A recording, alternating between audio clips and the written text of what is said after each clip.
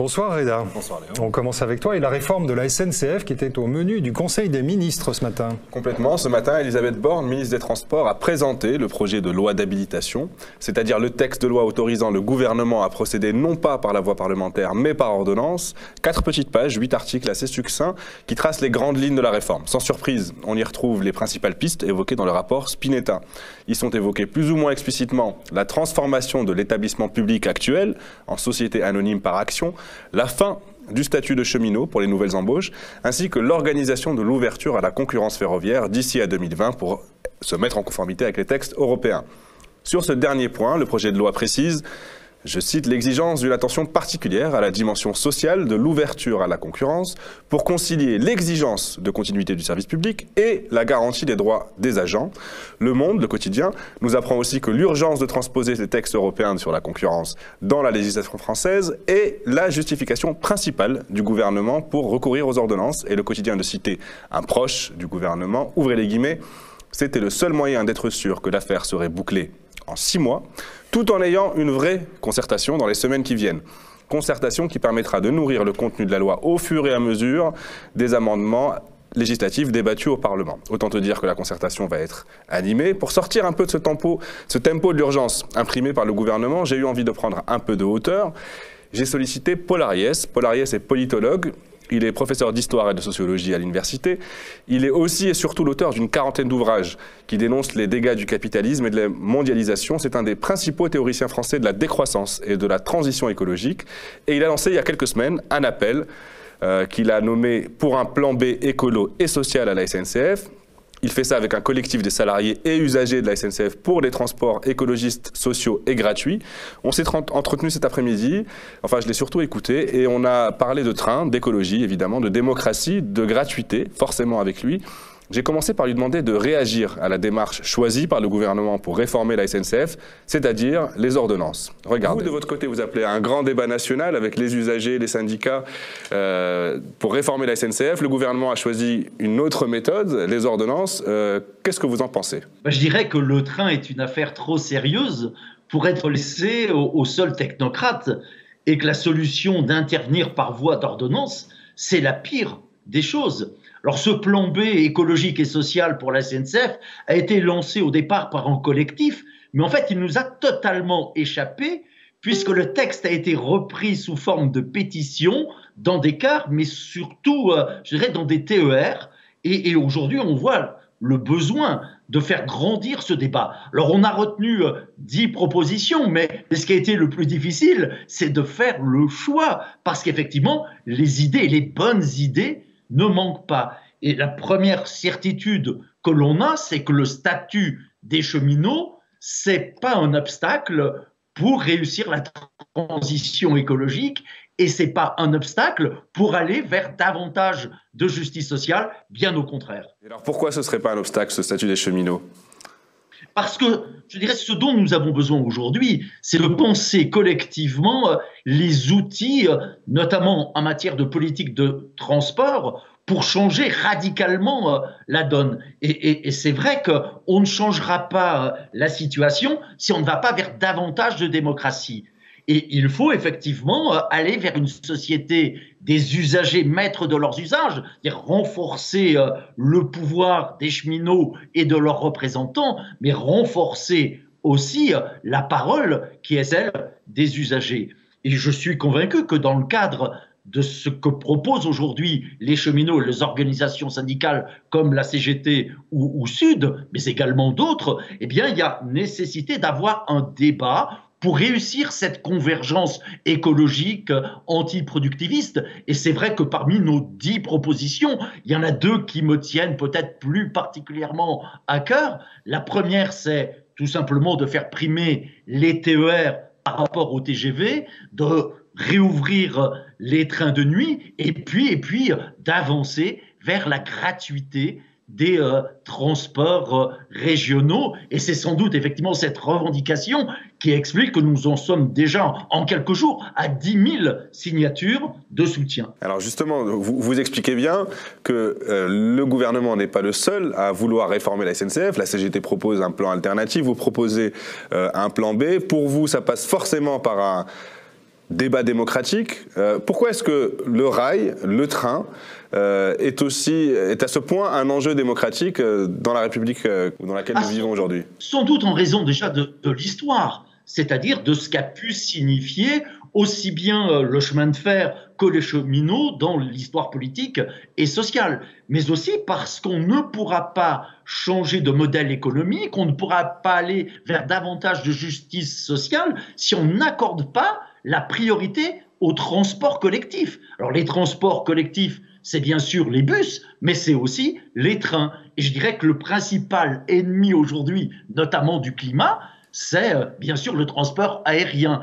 Et que la meilleure façon de s'y opposer, eh bien, c'est de renforcer le système ferroviaire qui existe actuellement, tout en sachant que je dirais que la France compte déjà aujourd'hui 2 fois moins de lignes ferroviaires, c'est-à-dire 30 000 kilomètres, qu'au moment de la création de la SNCF. Et si nous avons perdu la moitié de nos lignes ferroviaires, ça ne s'est pas fait tout seul. C'est la conséquence de choix politiques qui ont été tout simplement de favoriser le transport routier, et ceci dans tous les domaines, c'est-à-dire bien sûr pour le fret, mais on l'a vu aussi récemment avec les lois Macron, c'est-à-dire cette volonté de remplacer les trains régionaux par tout simplement les fameux bus Macron. Alors, le train est le moyen de transport le plus écologique. Pourquoi est-ce que sur le fret, au moins, qui est une partie déjà ouverte à la concurrence, libéralisée, pourquoi est-ce que sur cette partie-là, la SNCF, semble-t-il, ne gagne pas d'argent, voire se désengage? Est-ce que c'est possible de développer le train de façon démocratique, écologique, sans l'accompagner par un changement de paradigme auquel vous nous invitez? Il va falloir mettre des moyens financiers pour réussir cette transition écologique. Le rail aujourd'hui ne représente plus que 10% des trafics de personnes et de marchandises, alors qu'effectivement, vous l'avez dit, ce mode de transport est le plus écologique, j'ajouterais également le moins dangereux et potentiellement le plus juste socialement. Le rail, c'est seulement 2% de l'énergie consommée et 1% des émissions de gaz à effet de serre. Donc il faut miser sur le rail parce que le rail, c'est effectivement le futur. Ce qui est aujourd'hui un mode de transport condamné du passé, c'est la route et c'est l'avion. Donc il faut que le gouvernement fasse les bons choix. Or, il est visible qu'il ne fait pas les bons choix et c'est sans doute parce qu'il le sait que tout simplement il choisit d'imposer sa politique par voie d'ordonnance. Un des points que vous développez dans ce plan B, c'est donc la protection, voire le développement des petites lignes régionales. Et donc il y a une forte volonté de relocaliser, de décentraliser, et en fait, à terme, vous préférez donc les trains de nuit au TGV, donc moins vite, plus près des gens, plus décentralisé. Pourquoi est-ce qu'on vise cet objectif-là? J'invite les téléspectateurs à regarder sur Internet quelle était la carte des chemins de fer en 1900. Ils verront comment on a volontairement démaillé le territoire. C'est-à-dire qu'on a cassé le train de proximité pour pouvoir permettre tout simplement de développer la civilisation de la voiture et la civilisation des camions. Eh bien, si on a su démailler, on pourra peut-être remailler. Je dirais le développement des petites lignes de proximité, c'est la condition du succès de la transition écologique. Mais je dirais que ça ne se fera pas tout seul. Il ne va pas suffire de poser des kilomètres supplémentaires. Il faut le faire. De rail, il va falloir aussi avancer vers la gratuité des transports en commun, et notamment du rail. Et on ne part pas de rien. Alors on dénonce beaucoup les billets gratuits pour les cheminots. Mais je dirais déjà c'est une bonne chose en soi, mais il faut savoir que de plus en plus de régions ont adopté les TER gratuits pour les policiers et les militaires sur les trajets domicile et travail. Il faut savoir que le TER Bretagne est gratuit pour les enfants de moins de 12 ans accompagnés d'un adulte. Il faut savoir qu'on a de plus en plus de lignes à 1 euro au moment des vacances scolaires. Et puis on a des expériences à l'étranger. On voit comment la Suède a développé des lignes de proximité gratuites.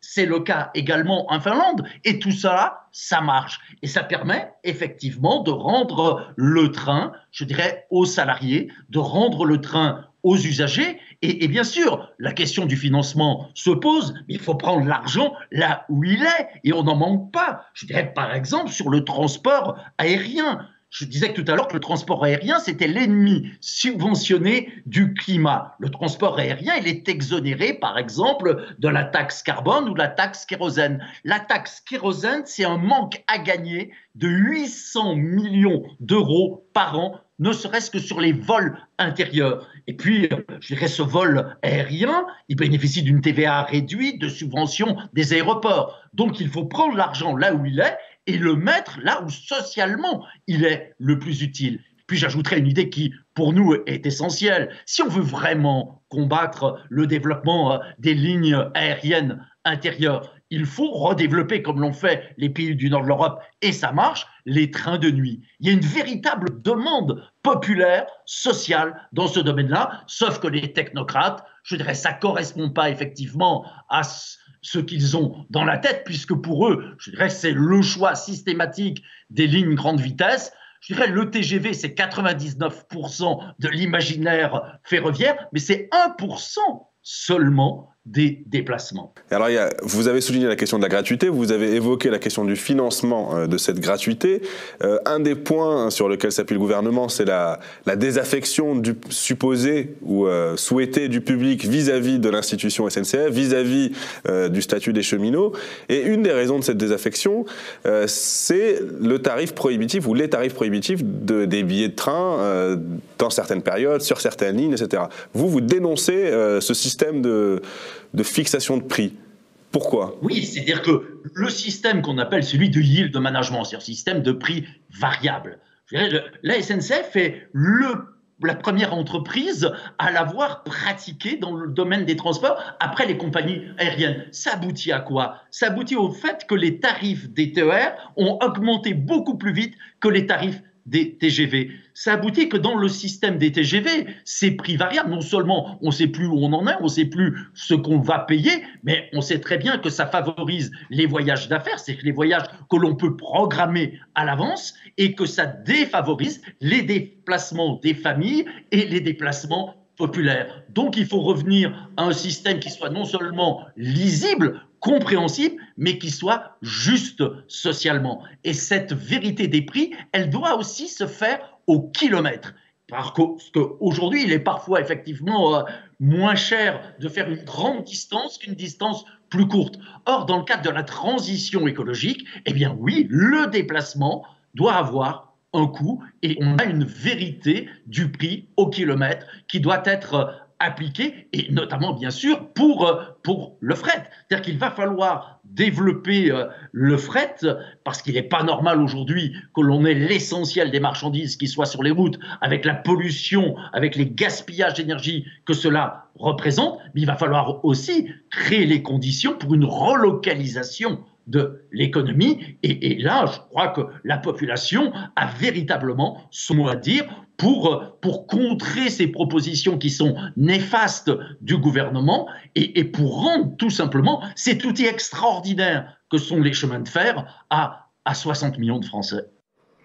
Voilà, tu l'as entendu Léo, c'est passionnant. Il existe des alternatives pour réformer la SNCF. Il existe des alternatives pour réformer ce pays, irréformable, nous dit-on, ou irréformable, nous dit-on.